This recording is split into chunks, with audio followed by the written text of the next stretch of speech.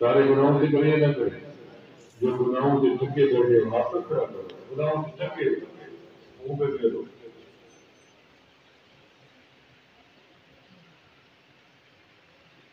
داڑھی کٹوانے کی تو نہیں سکتے ہوں گے جی، گناہوں سے تھکے بیٹھے تو یہ بھی گناہ نہیں، داڑھی کٹوانا گناہ نہیں، بیرغائی کی بات نہیں، نظام والا چاہے مدینے چلے جائے چاہے مکہ چلے جائے، حدود حرم میں داڑھی کٹوانا آج بھی منع ہے۔ جا کے پوچھ لے مکہ مدینے میں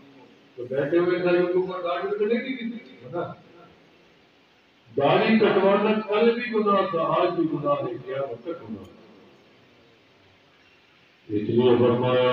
کہ توبہ تکلیف ہو گی ظاہری گناہ سے، باطنی گناہ سے، اعلانیہ گناہ ہے، چھپا ہوا نہیں ہے، ظاہری گناہ ہے، جرت والا گناہ ہے، بہادری والا ہے، اور یہ بندے کو فخر آ جاتا ہے جب داڑھی کٹوانا نہیں ذرا منہ ہو کے چلتا ہے، بات کرتا ہے، اچھا لگ رہا ہے، علماء کا پڑھو تو صحیح کہو، علماء نے لکھا ہے گناہ پہ فخر آئے، گناہ پہ خوشی ہے تو ایمان خطرے میں پڑ جاتا ہے، تاکہ بندے داڑھی کٹوا کے بھی شرمندہ رہو،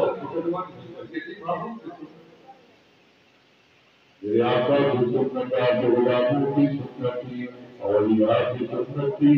کبھی کسی داڑھی والے کو بے عزتی نہیں ہوئی داڑھی کی وجہ سے، اور میں کسی داڑھی والے کو داڑھی منڈوانے کی وجہ سے کائنات کی عزت نہیں ہے۔ تجربہ کر لو، جب بھی